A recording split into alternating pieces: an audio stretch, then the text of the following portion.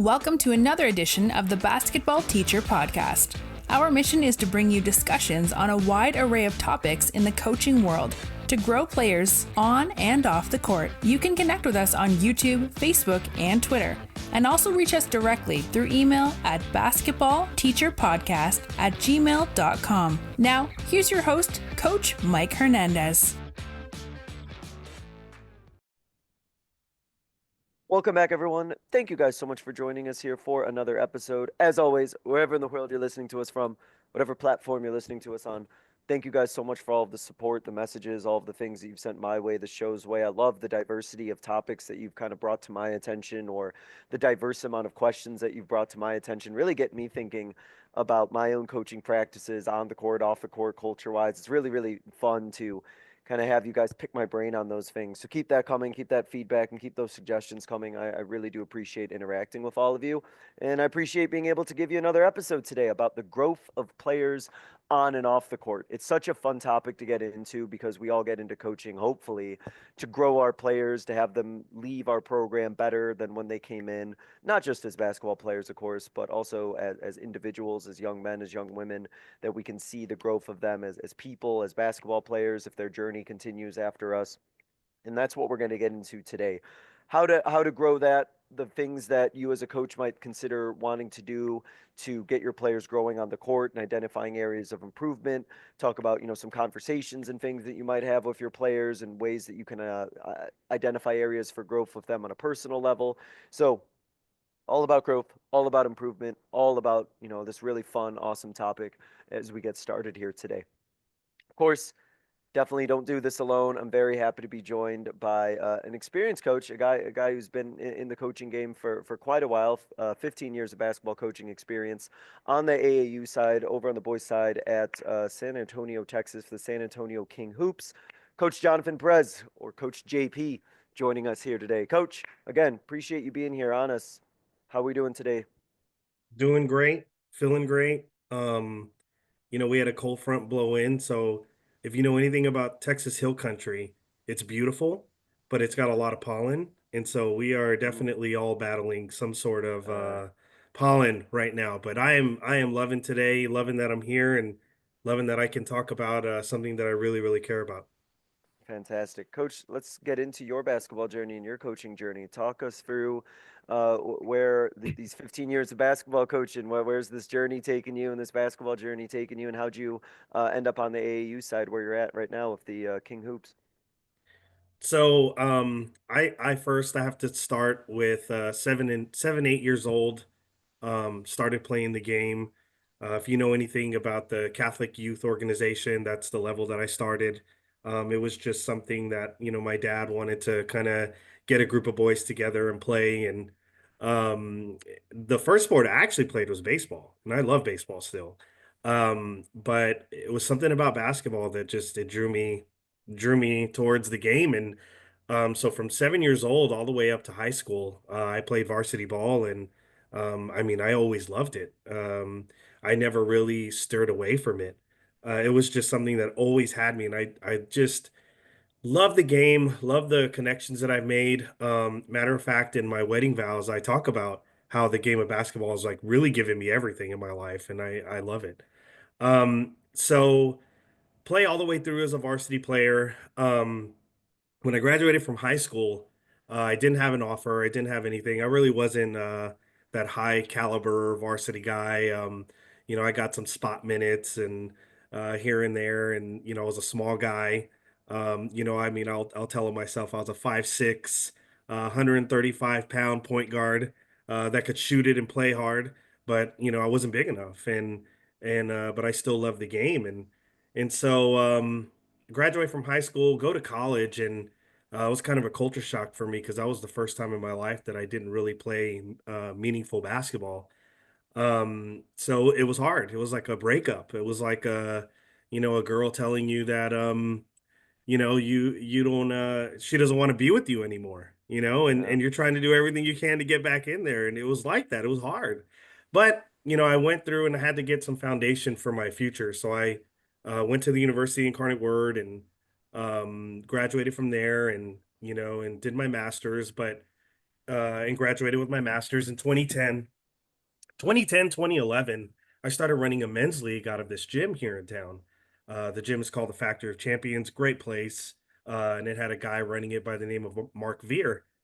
And I would just go in and make payments, for the league. And, like I said, I was running that league out of there, the referees, I was getting to know them real well. And I just kept bugging Mark and I kept saying, "Hey, Mark, like, I really want to coach. Like, this is something I really want to do." And, I don't know if he kind of like just took it one year and not the other, like, oh, here's another guy that just wants to get into it for whatever reason. But I Right. just kept chipping away. I kept chipping away. Mark, like, I want to coach. I want to coach. And so at the time, he had an organization. He had a group about, I don't know, maybe like 17 fourth graders, and their skill level was everywhere. He had like 7 solid kids, and then the rest of them were like developmental. So he gave me an opportunity to coach those developmental kids, and that was back in 2011.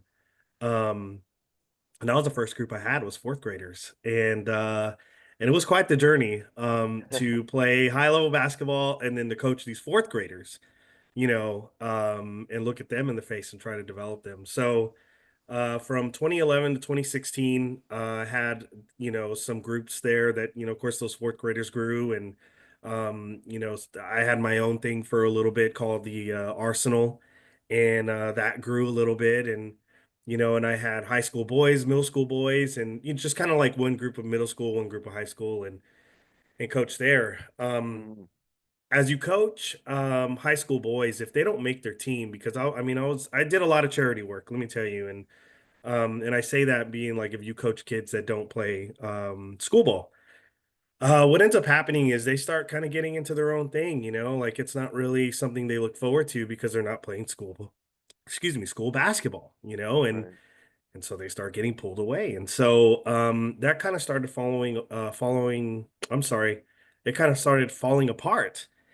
And I approached a guy that was here in town, and he ran an organization called San Antonio Legacy, and he had a bunch of teams. And I approached him and I said, "Hey, I have like these 6 players that need a home. I'll come over and coach too. Would you mind having us?" And he took us in, and so I coached with Legacy for a season. When I was with Legacy, I actually coached JV girls, and I loved it. I mean, loved coaching girls. It was so much fun, very different than what I had done for the past 5, 6 seasons because boys and girls is very different. And Mhm. and I loved it. But in that time with Legacy, which is kind of the dark side of AAU basketball, is money.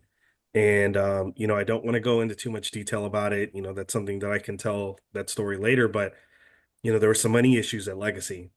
But I met some really good people. And in 2017, I broke off and joined a group called Trilogy because there was just some negative things going on at Legacy that I didn't want my name attached to. So joined Trilogy in 2017, and Trilogy is kind of where things started hitting the ground for me. We ended up recruiting some kids that were really good that are playing college ball right now, that played high school for me. We had some really, really good competitive teams. I had an 8th grade middle school team that was so good. I mean, they Yeah. were on their way. But that's something I want to get to later on is that 8th grade middle school team because they were also a reason why wanted to stop coaching in 2021. So anyway, so I go through that. Same thing starts happening 2021. Not getting a lot of kids to come into our program. At the time, I had inherited a son and his mother. Of course, I started dating. Well, now we're married and started dating a mother, which, by the way, never done that up until that point. 2021, never dated someone's mom. Always told myself I would never do that. And, my assistant coach at the time was like, "What if that's the one that's going to make you happy?" I was single for a lot of these years, and I didn't believe him until I gave it a shot, and here I am married. So it turned out well. So in 2021, I approached another guy called I'm sorry, San Antonio Fire, and I approached him and I said, "Hey, I have this situation. My son needs, a place to play for his junior summer going into senior year. But also I want to I want to have a group of kids, varsity kids, is there a way to do that? And they were okay with me using their name, and we would practice together, and they had a very, very good group of kids, high level kids, a lot of them playing college ball today. Some of them, I mean, are in their second year, going into their second year because this was 2022. And that was a great time. I mean, I got traction from Gasso here in the city or the state, and some of the kids are playing college ball today. I had just a really good group of kids, and so that kind of started getting some traction going for me as far as like educating myself more on like the college recruitment aspect of it. And it was very eye-opening. And so that summer was great. I go into 2023, fires no more, because it was kind of led by some guys who coached their kids. I mean, from they were like third grade all the way up until they were juniors. And Mason, who was my son, he didn't have an offer. He was in his senior year, and I was like, man, I got to get him to a place where he can play unsigned ball. And so I approached a guy named Willie Anderson with King Hoops, and I approached him. I said, hey, I know you guys have unsigned senior teams because they've had them in the past. Um, could you take my son, and could you take me as well to coach teams? And Willie, who I didn't know this until later on, had actually told me that he already knew Mason, and he was Hmm. gonna see about Mason coming over and playing unsigned senior ball because he knew he didn't have an offer, which was very flattering. And because I love my boy, but I also know what kind of player he was and some of those things that he struggled with. Because I coached before I had a son, so I kind of Right. understand that more than the typical daddy ball. Like you have a son and then later on you coach him because you want to control the narrative, right? Um, so yeah, so 2023, I get in there and coach a season, and I had a really good freshman team that traveled around the state and played, and then of course he played unsigned ball. King Hoops helped him get signed. He ended up getting signed and going to play at Dallas Christian here in Texas, which is an NCCAA school. He ended up playing there, and I've been with King Hoops ever since. I was there last year, and I had a team that was pretty developmental, a good reset year for me, because I had Mhm. coached at the high level for a while, and now I'm coming back this year. And what I will say is, I know I've kind of covered where I've bounced around a little bit. Every bounce has a story, and I would love to tell Sure. that story Absolutely. later. Yeah, because I don't want it to seem like I just bounced around everywhere. I wasn't trying to do that. Matter of fact, if I would have met the Fire guys in 2011, or if I would have met the King Hoops guys in 2011, I probably would have still been there because it's such a good. Both of those experiences were so good. So now I'm going into my 15th year, and I love it. Can't get enough of it. Still want to help kids. Still want to help them grow. But now I'm on this college side where I'm trying to get them to be connected to a place where they can play college ball, and I love that. It's so fulfilling for me to do that. I love helping kids. I love helping them believe they can, because I think sometimes a lot of players get told they can't, and Right. um and I love that. So that's kind of where I'm at today, and let me tell you, I enjoy every second. I mean, I really do. What do you see, Coach, right now as kind of the state of AAU in your area? I wanted to touch on this before we kind of dive into this topic of growth. What do you kind of like about what you see going on in the AAU world, whether that's in general or in the San Antonio area? And is there anything that you would like to see changed or different? What's kind of your overall assessment of things? So here's what I love, and I'll try to make this short because I know that intro was kind of long there. So here's what I love.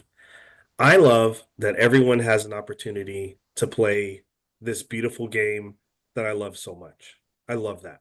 I love that you can find a group of kids, or find somebody that's willing to lead a group of kids and teach them and help them. I love that it can keep kids busy, give them Hmm. something to look forward to. You can teach life skills with it. I mean, there's so much benefit from the select ball or AAU ball circuit.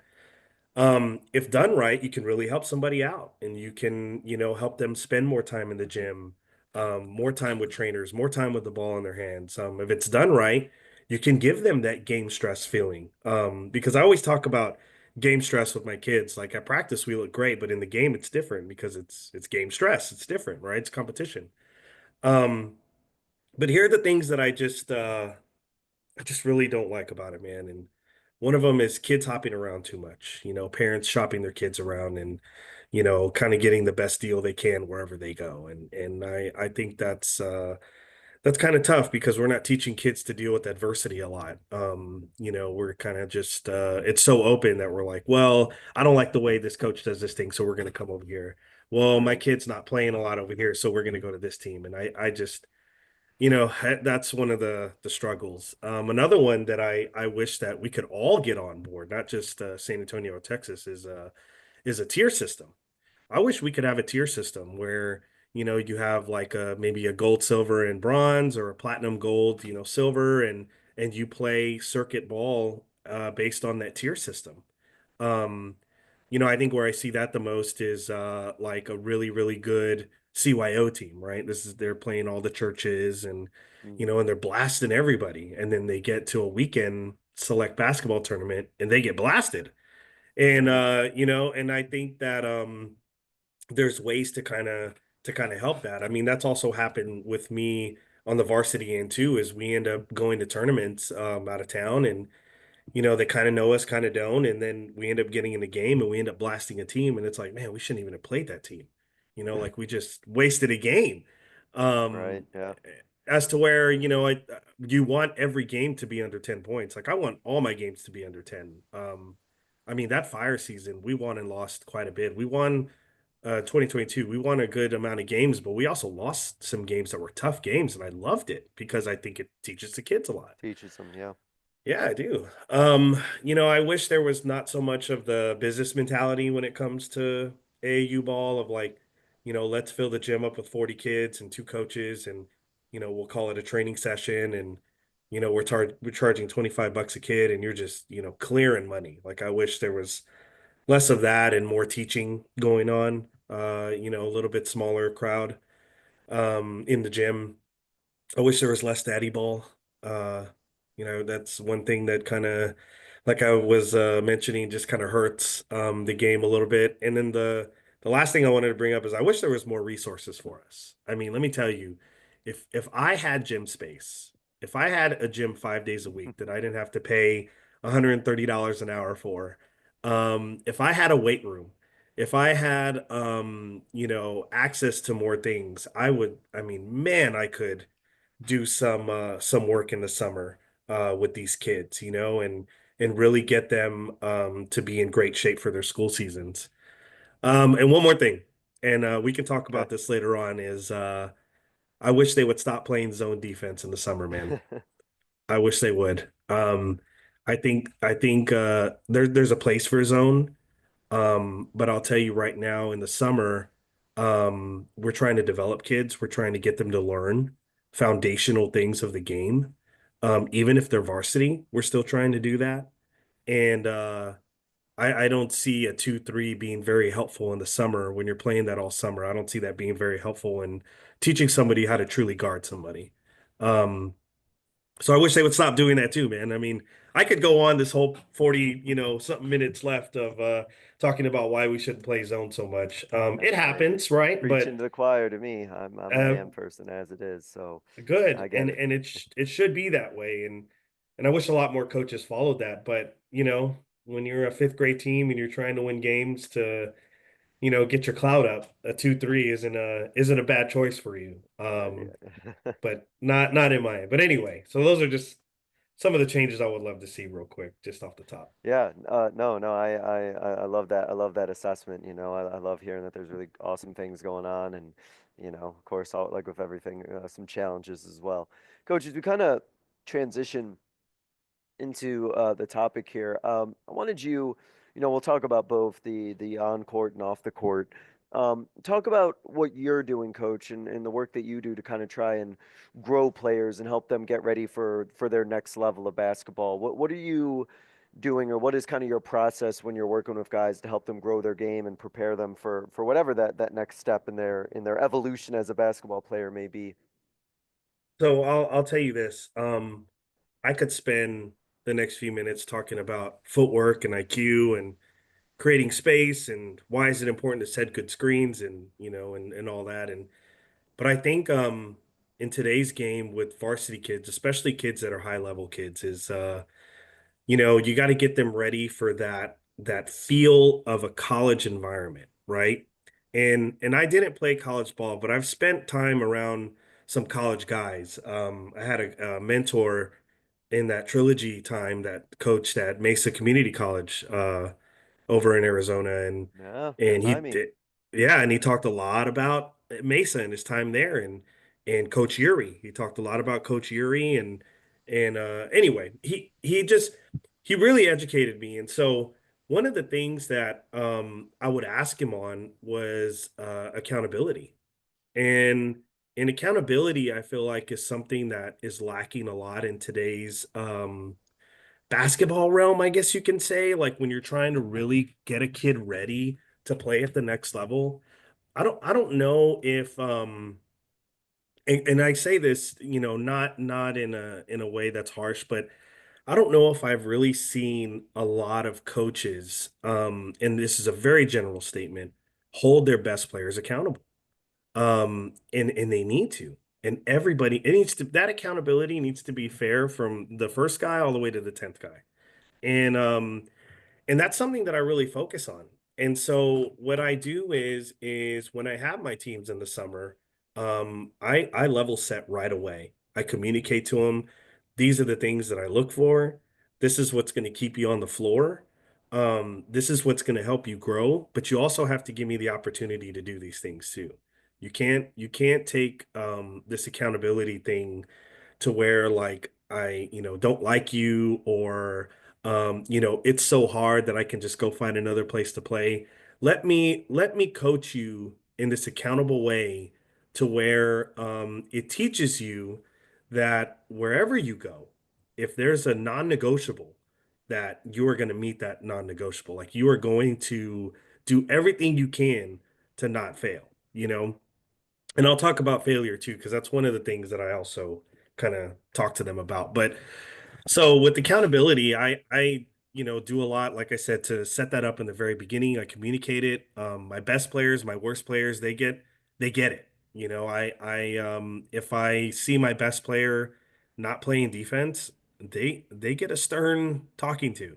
Um, if I see them not do it often, I'll pull them out of the game. I don't feel like we do that enough, to our kids to tell them like, hey, if you don't do this, you're sitting. So, Consequence um, to it, yeah. yeah, like you have, and the bench is such a teacher.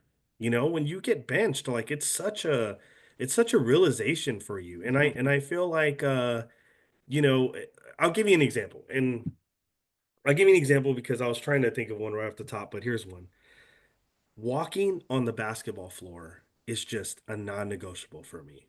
It's a non like I just cannot I don't deal with that too well. And let me give you an example. So let's say that we get a long rebound and we're going in transition offense.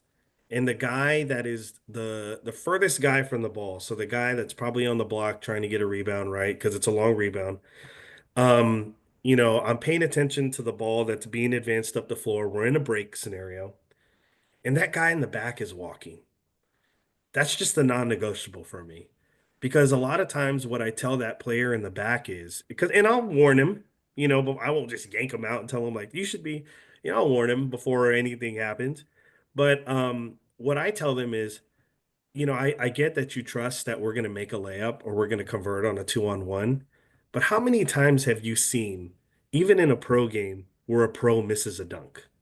Or or the defense recovers so well and now like you're jogging back as to where you could be sprinting down the floor and you could be a guy that gets that last touch to make a move and attack the rim.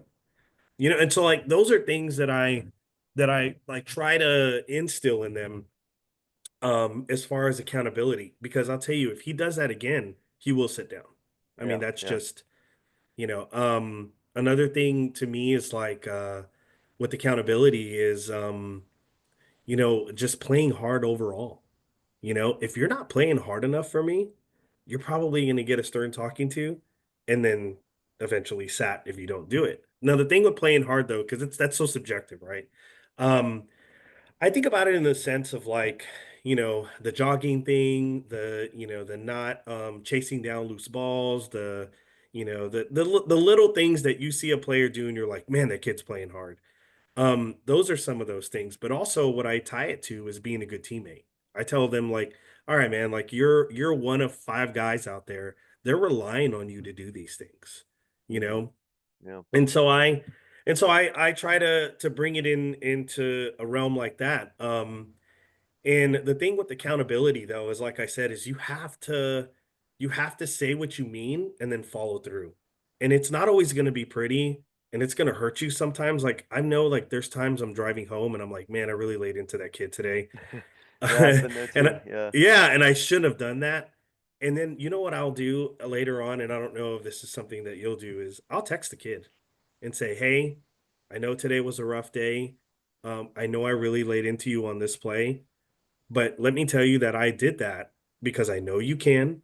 I know you can do these things, and I know you're capable of more. And that's what I want to see out of you." Mm, And it's just basketball at the end of the day. It's not anything else. It's just basketball. And a just lot of basketball. times, Yeah. yeah, and a lot of times that goes a long way with these kids. So that's one thing that I really harp into them because I know that when you get to that next level, that's something that comes up a lot. And then, mental toughness is another one. I really talk about failure and what are you going to do when you fail? Are you gonna move to another team? Are you gonna move to another school? Are you gonna, complain and complain and complain? Or are you gonna overcome? Are you gonna ask questions? Are you going to try to fight that failure and try to make it work for you? One of my favorite analogies that I use is, like, and I'll tell the guys all the time is like, you're the future leaders of the community and you're the future leaders of your families. So if you sulk in failure and you sit there and pout because something didn't go your way, you can't do that when you have your son or your daughter looking at you in the face when something's not going in your way, looking for an answer, from you. You can't do that. Yeah. You No. got to figure out how to, go forward from there. Um, so those are some main themes that I kind of work on. That's not basketball related, because like I said, I could talk about some of the drills I do, and how I work on decision making, and how I work on IQ during scrimmages, and and reasons why we want to do things defensively. I mean, I could, but the thing is I think there's more to a personal growth to get you ready for that college environment. You mentioned, Coach, and I'm going to kind of skip around here because I think this kind of segues that one of the things that you like to do with your players is have what you call life talks. Can you talk about what those look like, what those entail, and why is it important, in your opinion, for coaches to have those conversations with their players? Well, first, let me tell you, with these live talks, because I know I kind of mentioned a little bit of that previously, but I'll tell you like this. If you are coaching to win basketball games, and I don't, again, I'm not going to tell you that you're wrong, okay? But if you're coaching to win basketball games, if you're coaching for your ego or your clout, you're probably not doing it for the right reasons. I think if you are a former player, you know that a coach's approval means everything to you. You know that a coach's relationship means everything to you. And so I think that um, you have to have these growth talks with players and these life talks, these life things. You have to, because you have to coach the whole being. So if you're worried about like wins or losses, and you're not doing it for the right reasons. I mean, we all want to win. I'm a competitor to the core. I want to win every single game that I'm on the sidelines for. But at the end of the day, I also know how important it is to keep spirits up, to keep confidence up, I know how important that is to these kids. So I'll tell you, when I initiate these convos, usually again, there's a lot of foundation beforehand. Like I don't just go up to a kid and be like, "Hey, you're off today. What's up?" You Yeah. know, beforehand, I talk a lot about my story, and growing up and how I was treated at home, my basketball journey with that as well. And I kind of make myself vulnerable. So I talk about how, my home life wasn't very good. Um, my father was not a good father. I mean, he just was not a good guy. And I'm not going to spend time bashing him, but he was addicted to a lot of things, and I didn't have that male figure to kind of guide me through life or guide me through basketball choices either. So I kind of start that off with the kids, and tell them, like, as a foundation, not only to open up myself, but to get them to be like, oh, okay, like it's okay to bring these things up to him if I want to, and open that dialogue. So if I see them struggling with something that's not basketball related, then I feel like that's already open because I've already opened it on my end, right? Yeah. And and sometimes it's not even basketball stuff. Like sometimes it's like not meeting the expectation of their parents when it comes to basketball. Sometimes coaches have told them they can't do something over and over and over, and it's just killed their confidence. And so my first question is always, why do you feel you need to, and then, why do you feel you're not meeting your parents' expectations? That's usually my first question. Like, why do you feel that you can't do, this certain thing?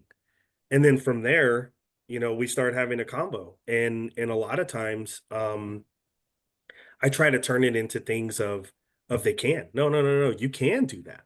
And but you have to have a plan. Like I talk about plans with them a lot too. Like you have to have a plan. Like you can't just sit around and say, well, I I want to be a better shooter. Well, how are you going to be a better shooter? What are you going to do?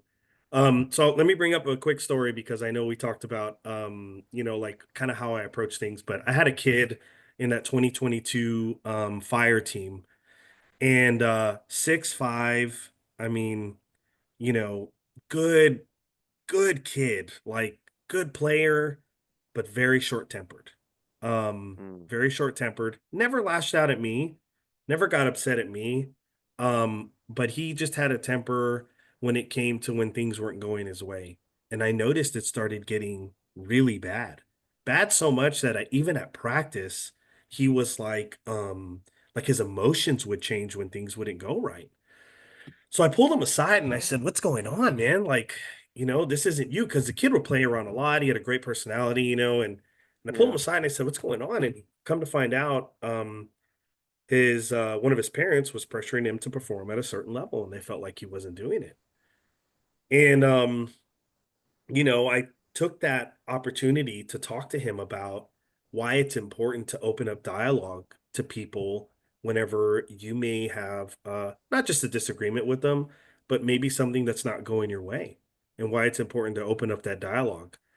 So I gave him some advice to open up that dialogue with his parent and say, hey, like, tell him how you're feeling. Tell him that you're trying. Tell him that you're doing everything that you can. If you need to do more, that you're not against doing more, but this is, kind of what you want to do. And if you make yourself vulnerable and honest to somebody and they recognize that, they'll respond. I mean, it's your parent, right? Like they'll respond to it. Mm. So I gave him that advice. He did it. He came back and told me that things got better between him and that parent. That parent didn't realize that he was stressing himself out so much. And I tell you this, it was almost like night and day because his attitude is getting so bad and he was getting just triggered by a lot of things. And man, by the end of that summer, he looked good. He Oh, was he happy looked again. Yeah. so good because he was Yeah. comfortable and happy and his mental Comfortable. space Yeah. was good. Yeah. But again, that wasn't me coaching him through something that was like so intricate that he had to realize. But it was me telling him, hey, it's okay to have dialogue when things are are not going your way, and to be vulnerable. And and again, that's just something that I feel like we need to do more with our players is recognize things like that, and have dialogue and tell them, "Hey, go to this person and ask what's going on. Don't dwell in it. Don't like let it marinate so much that it's just going to keep upsetting you. Like go talk to them. Especially if it's your parent, I feel like go talk to them and so yeah, he had a good turnaround. So that's a story that I kind of try to answer your question with that story because I feel like a lot of times there's a lot of that happens in our summers because a lot of parents are like looking for like this huge jump in growth with kids that come to us, and some of it happened, but some of it also is they pressure the kids so much that it's not happening, and then they're kind of like pointing fingers out, to everybody else, like the kid, me, the organization, all the stuff, but it's really like all the pressure you're putting on the kid. um Yeah, so I anyway, was so gonna good. say that that was like that's kind of an interesting or unique dynamic that you have, and I think probably exists for a lot of coaches who are at the AAU or club level where their parents maybe have a lot of expectations for them, or the expectations the parents have maybe not in line with the kids' expectations, or they feel that, if they're investing a certain amount of money or time or whatever the case may be, that they're looking for a certain return on that investment. And I think that for those players in particular, there might be a lot that's on their mind or stressing them, or these external pressures that are being put on them that coaches should definitely make sure that they're always keeping in mind and aware of. No, for sure. For sure. So that was one story. And then one of the other things that I'm going to put in this year that I haven't done in previous years, and I shame on me for not thinking of it, but I thought of it this year, is I am going to do some Bible study this year. I am going to open up the Bible with them and have conversations with them about it. How to pray, I think, is a big one, for some of these kids too. And it's not for me like I'm trying to convert, every person to be a Christian, or I'm trying to educate them on how good our Lord and Savior is, and also, you believe it or not, a lot of kids that or a lot of schools that we talk to are Christian-based schools, for King Yeah. Hoops. They're Christian-based schools, and it can only help them if they start establishing a relationship now for their recruitment. Because I've talked to some coaches, and let me tell you, man, they say like we talk about God every day. It doesn't matter if it's at practice or in the locker room. We talk about him every day, and I'm like, well, if I can introduce that to them now, then it won't be foreign to them when they go. Mm.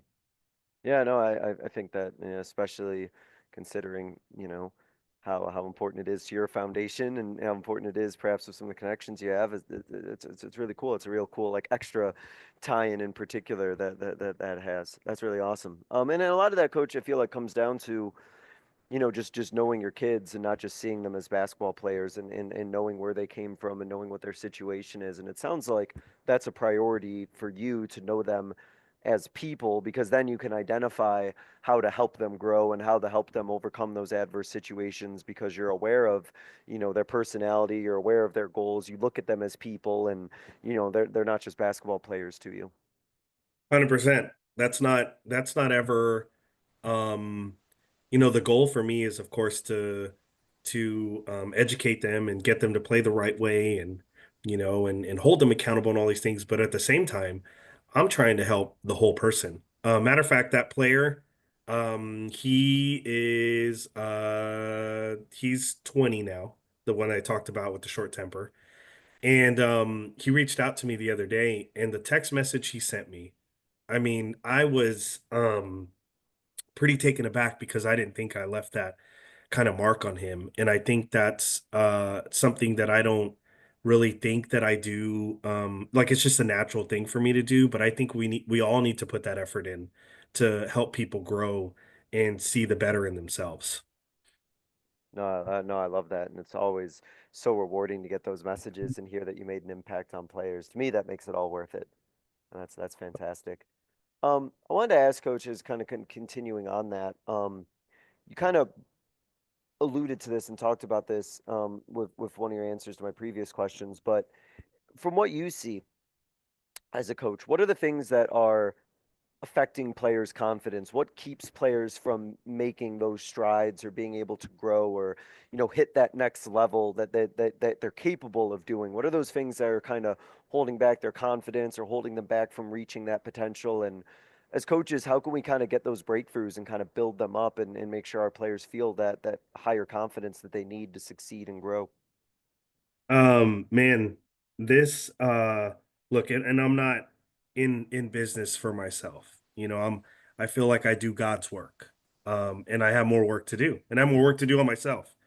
But I feel like this confidence thing is really a specialty of mine. But I think when it comes to it, you have to accept a few things. One, you have to get them to accept failure because it's going to happen, and you have to let them know that that failure, that they're going to fail more than they're going to win in life. They are. I mean, it's just, that's probably how your life has been. That's how mine is. All my friends that I know, everybody's going to fail a lot, and you have to be able to get them to understand that. But on our end as coaches, we have to be able to accept that they're going to fail in front of us.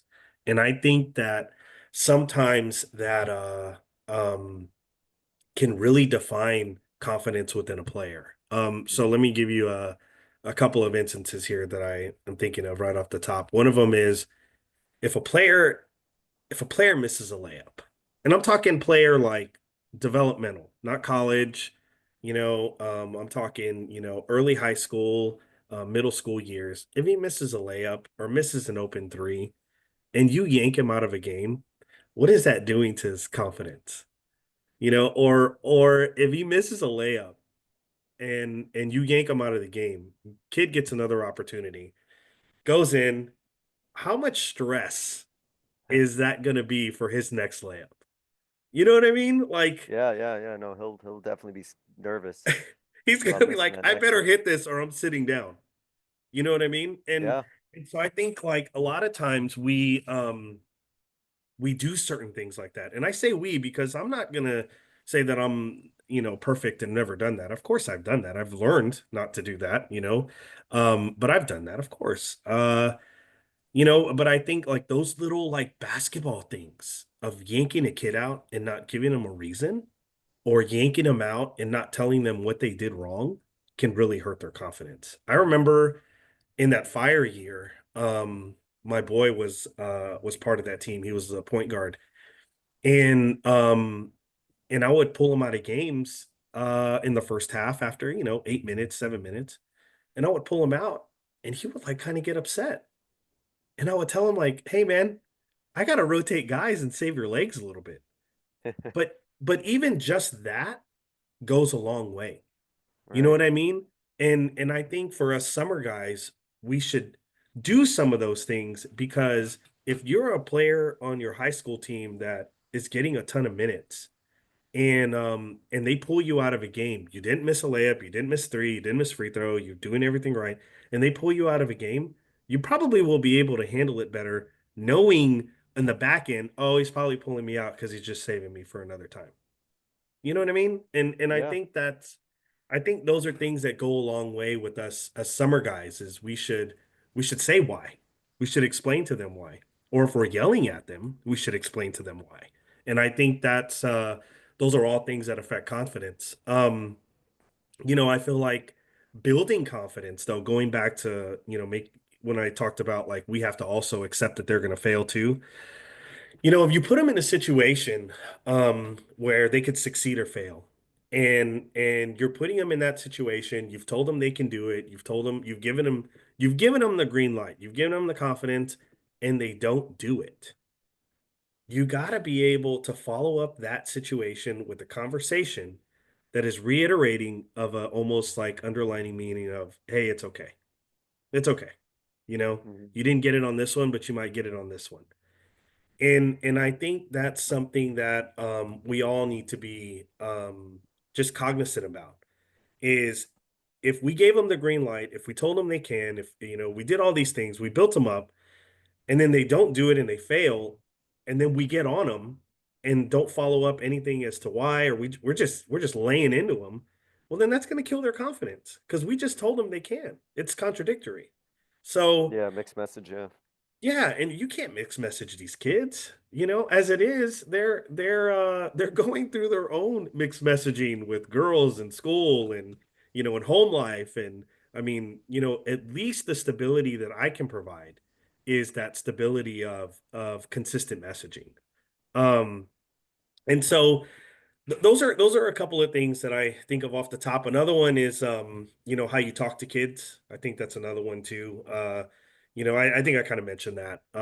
You got to make sure that it's direct. Why? Why are you doing Hmm. now? If a player keeps asking me why, then we'll have another conversation, about that. You know what I mean? But I will tell them why. And I think we all need to do that. I think it's important. Hey, you missed this block out. Hey, you missed this block out again. Hey, you didn't run back on defense. Okay, you're sitting down. Like, all right, you missed two blockouts. And you know what I mean? Like, that's a different way of coaching than, oh, you missed the layup. Like, you should have made that. You're 6'5". You should have made that. Sit down. Like, ah, I don't know. I mean, I guess if you catch me on the wrong day, but I don't. Yeah, yeah, yeah. I mean, I've been there too. I've been there. But I don't think that's something that helps a kid's confidence. But one thing I just want to mention on this topic and put underlying message at all costs, you always tell them they can do it. You always tell them there's a way. You always tell them that if you have time in a day, then that means you can train and do it. If you can't do something and somebody's telling you you can't, that's not accurate because they don't know what you do in your day to day. And you can make changes to do it and be able to accomplish it.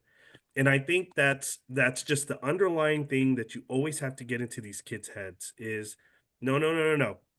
He may have told you that you can't, but I had a lot of people in my life tell me that I can't too.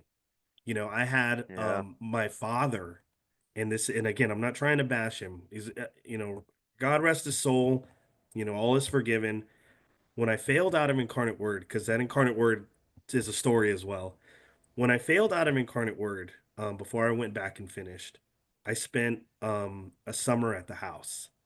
Every day I went home from community college, he called me an effing loser. Every day he did that. So I had somebody in my life that was close to me in the same household tell me I couldn't do something. And I went ahead and overcame it and did it, you know? And I think that's so important that we tell these kids these things because it can really go a long way. So anyway, I I can talk about confidence a lot because Right. I think that it's such a big topic with players. And it's one of the things that they come to me sometimes and say, like, my confidence is down or I don't have confidence. And you kind of have to be careful with that a little bit. But at the same time, you also have to let them know, hey, like, okay, your confidence is down. But if you start doing the wrong things, like you're going to be held accountable. And that's a whole different lane. So anyway, Yeah, yeah, that's you kind of can what I meant. lose. Yeah, I mean, I was gonna say you could lose confidence, but there's certain expectations, there's certain things that you still have to follow through and do. Like I got a girl who struggled a little bit with her shot, but her defense hasn't, wavered at all, and her defense is still really good and really solid. And so I always appreciate that. That even if I know on the offensive end she's struggling a little bit, like defensively, she's still giving everything 100% effort and all that, and I'm very appreciative of that fact. Coach, what I wanted to ask you before we hit our concluding segment really quick is on the court, just very briefly, Coach, if you had to identify what would be something on the court that a coach could do to like make a big growth or make a big breakthrough with their players, what would you say could be like, hey, if you can get a player who can work a little bit on this or improve on this a little bit, you'll see a big change in their growth. What would that be? I I think just going along this kind of person topic, one of the things as a coach that you would want in a player or that you want your team is just to have this camaraderie that the five of us are going out there, the five of us are working together, the five of us are doing a job. And if I'm coming in off the bench and gonna substitute for one of those guys on the floor, I'm doing the same thing.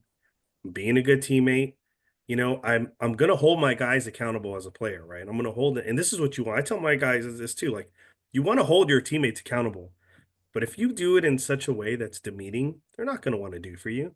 But if you go up to them and tell them, hey, you missed my cover down, but next one, like you missed my cover down, but next one, man, we got it. If Hmm. you have that messaging, then that's good. So as a coach, you have to be able to kind of keep that top of mind too, is because nobody wants to play in a toxic environment. I'll tell you that. Nobody wants that. Yeah. And so I think that's one of the things as a coach you can do is just ensure that that's going on. So I'll tell you, I went to see a game the other day because I've been out trying to recruit kids. I went to see a game. I knew the kid was good. I watched his clips, good size, guard, left-handed shooter, and could guard and the whole nine. I wanted to see how he reacted with his teammates though. I wasn't interested in, so much what his ability was. He didn't have a great game, but I know what he can do. The way he acted with his teammates, I was so impressed with it as a junior in high school that I am hoping I pull this kid for the summer because I think that he can really add in to what I'm trying to create for the summer team. So, anyway, I give that example because I think that's such a big thing is, of course you want the ball handlers and you want the shooters and you want the guys that are going to play hard and work hard. Of course you want that. But at the end of the day, if you can get them to understand that it's five guys working together, it's going to be a breeze. It's going to be a breeze Hmm. from there. No, I really, I think that that team chemistry or the way that players communicate with each other is such a underrated aspect of coaching and what we can build in our players. Because I've seen teams that don't maybe have as much talent as others really do a lot of special things because they're communicating all the time. They're even whether it's offense, defensively, whether it's right after a missed free throw or what they say on a dead ball. Like it's amazing to me how much growth and how much success you can see teams have that are always in communication, even if they're not necessarily the most talented, just because they're always keeping each other's confidence up or calling something out or trusting one another. It's really cool to see. I will say this because you're on the girl side, correct? I am. Okay, so I will say this. Girls can go two ways, right? Girls can be really catty or, they can buy into what you're talking about. And when they buy into that, man, is that environment Hmm. amazing. The Hmm. 2017 JV girls that I came in, things were a little catty, and by the end of that summer, man, they were so tight. And it's so cool Hmm. to see that. So I think yeah, you're right on the money because it makes for a better experience. Of course, if you go 0 for 18, 0 for 30 and you have a great culture, that's a little tough, right? But at the end of the day, you if you get them to understand that buy-in, oh, it's such a great environment to be in. Oh, for sure. Coach, I want to give you some time here to address these last two questions, and I wanted to make sure that you had the space for it because I know that these were important to you. Questions that I ask every guest. Starting with this first one, what is a coaching moment of yours that you think by sharing our listeners would be able to learn from? So let me tell you this. Never, if you're a coach and you're listening to this and you're going through some struggle or you've been through some struggle, here's what I'll take. Never let anybody take away what you love to do. Don't ever let them take it away. So in 2018, I had this group of kids and they were good. I mean, I had size, I had guards, I had shooting. I mean, nobody could really zone us. Like they couldn't guard us, man. I mean, they were so good. And I was thinking, man, if I keep this group for 1 or 2 more years, we could really do something, later on with their varsity team and stuff. I had one parent stir it up so bad in there and think that we weren't doing enough as a coaching staff to help the boys out. He stirred it up and played the political game so bad that he pulled 6 or 7 of my top players into another team and started his own team. This parent caused so much stress for me that, he questioned a lot of like the things that I talked about today. He questioned, why are we not playing more zone? Why are we not winning tournaments? Why are we not, sweeping teams and this and that? And it was so stressful that I sat in a meeting in 2021. 20, no, I'm sorry. I said 2018. I'm sorry. I sat in a meeting in 2018. It was the end of the season, and it was the guys in the organization and my two other coaches that I was working with. And I sat there and I told them, I'm not coming back next year. I'm not coaching no more. I'm done. I think I've had a good run at it. I've been doing it for, some years now. I'm okay. I'm good with it. And it was just that stressful. Um, and it wasn't until that season ended and I took some time on my own and, and kind of let those things process and, and kind of get over it. And I came back the next season, and I was ready. It was, but man, is that hard when you have somebody just stirring it up. And here's the other part. If they're stirring it up and they're educated about the game, okay. We just got differences of opinion. We got differences of philosophy. I get it. Okay. Mhm. And that happens a lot in our realm because, you have this freedom to do whatever, right? But this guy did not play any basketball, any varsity basketball, any basketball at all. He was a football guy. And he was challenging 7-8 years of growth that I had tried to do as a coach and with players, and it was very hard. And so I tell you, it's not really like a coaching moment like with the player and a coach, and or in a basketball sense. But I tell all, because all coaches go through that stress, man. I know, I see it. I saw it with my with Willie last year. I mean, I see it all the time. And you go through that stress of like, man, is this even worth it? But, at the end of the day, it is, because you're making an impact on people and kids and parents and, in the community. So don't ever let a bad scenario pull you away from something that you're going to miss. So don't let that happen. So I got to tell you, got to tell that story. And I'm missing some pieces, but those are the big pieces there because, man, I was ready to walk away in 2018. Yeah, it's it's crazy how many, but like I think as I hear you say that, like how many coaches face crossroads like that where, they hit that moment and they could go one or two ways. And I think about, how many are stick with it and put themselves in a really good situation or refine their purpose or get reinvigorated one way or the other. And how many coaches we may unfortunately lose, who some may come back and some who don't. I feel like there's so many of those crossroad moments in our coaching career that it's great to be able to kind of self-reflect and be able to re-energize and be able to continue to find our path and find the love and continue to stay involved in this game. 100%.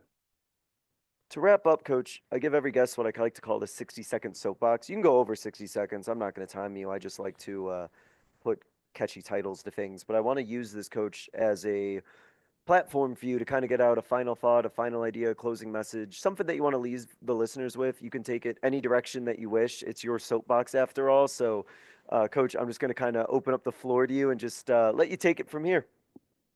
All right. Um, this is something very passionate to me, okay? And I might get a little fired up. Stop playing zone in the summer. Stop doing it, okay? Now, if I was a school coach and I had to win basketball games, I'm having all kinds of zone coverage. I'm going between man and zone, zone and man. I mean, I'm mixing it up. But when you play zone in the summer, you are hindering development not only from your kids but my kids as well. You're hindering it. So here's let me give you this example. Every single kid that I have gotten in at some point in every season either has played man before or they've never played man. Every single one. One is like, yeah, I've played man before. Some of them are like, not really. The ones that don't play man struggle so much to learn the concept of what man-to-man defense is. And I have different coverages. I don't just play gap help. I play a no middle with rotations and stuff, right? And man, do they struggle. I played a game this last summer. Again, my development kids, right? And I played a game this last summer, and the coach stayed in a 2-3 the whole game. And it did nothing for my kids. Nothing, you know? Does it get them to hit an open three or move the ball around or well, yeah, but I mean it's not doing anything. I had to set a high screen the whole game to free up my ball handler to get downhill to play some sort of, you know, opportunity of either a pull up or read the coverages, which isn't bad. I mean, that's okay, you know. Read if the middle guy comes up, do this. If the wing guy comes up, do it, right? Like that's not bad. But man, pressing to a 2-3 is not good for development. It is not. Now, I'm not saying don't press. I press. Okay. I don't press all the time. But, if you stay in a zone the whole summer, you're not showing them how to guard, you're not showing them responsibility, you're not showing them what it is to block somebody out when a shot goes up. You're looking for a guy in your area to block out. So stop doing it. If we could play in tournaments that had no zone, I would sign up for every single one because I would, because Yeah, I just think I it's get it. so important. It's so important. Now, I'm not going to tell you I've never played zone in a summer game because that would be a flat out lie. I have. But will I spend 70-80% of the game playing zone? 100% no. Will I play zone if I have six guys and it's my third game of the day? Probably. It's my third game of the day. Probably not the whole game, because of the way that my principles are. I don't even spend time in my practices teaching zone, you know. Um, so just stop doing that. Stop doing that. Match up. If it's a bad matchup with the kid, well then you got something. You got to talk to that kid. Hey, like, I noticed today you had trouble guarding this kid. What does that say? Does that say that you're a bad defender? No. Just says that, here's some things that you need to probably work on and work towards. Um, but man, stop doing that. Oh man, it's annoying, especially when you get to the middle school and elementary school ages. Oh, Yeah, brutal, man. it's terrible to watch. Brutal, Yeah, man. And then yeah. one more point. Look, see, I told you you're gonna get me fired up. One I'm more on it. point. I'm on it. Go for it. All right. If you are at a live period, okay, and you have a varsity team, and there are college coaches sitting on the baseline watching your kids play, and you're in a 2-3 zone, are you showing those coaches that your kids can guard somebody? 100% no. Not even close. So why even be in that zone? Now, could you get into man and, your kids are getting fried man to man? I mean, sure, in front of that college coach. Okay, I get it. Sure. But that's one game. That's one game. And I just don't understand that when I've gone to Duncanville because that's a big Gasso place for us, right? Dallas here in Texas. And I see teams in a 2-3, and I'm like, come on, man. You got college guys watching this game trying to see if your kids can guard somebody because they might be interested in them, and you're not even giving them that opportunity. So anyway, all right, that's it. That was Love more than it. 60 No, I seconds. love it. I'm a man person. I've run pack line, done no middle. I love playing man to man. So especially at the younger levels, if you wanna, as I say it all the time, if you want your players to play a zone, they got to know how to play man anyway. They should know how to 100%. play man if they can play a zone. So make sure they know how to play man. I love it. Uh, Coach JP, man, really appreciate, love hearing the passion from you. Love talking about growing players. Love that stuff, especially about, life talks and some of the stories that you shared and how important, those conversations can go to a growth of a player or, just being able to help that player and have those conversations with their ones at home and be able to advocate for themselves. It was awesome. I really enjoyed our talk. Really loved hearing what you had to say. Got a lot of ideas and notes on my own. So keep doing what you're doing, Coach. Hopefully, then this upcoming AAU season, you're revitalized, recharged, ready to go, traveling all over the place and all that good stuff. And wish you the best of luck going forward. Thank you so much for joining us. Thank you so much. I really appreciate this and keep doing the work you're doing. Thank you. Thank you guys so much for listening. This was another edition of the Basketball Teacher Podcast. We'll see you guys next time. Thank you for listening to another edition of the Basketball Teacher Podcast. Make sure to connect with us on YouTube, Facebook, and Twitter, or reach us directly through email at basketballteacherpodcast@gmail.com. Take care, be safe, and we'll see you next time.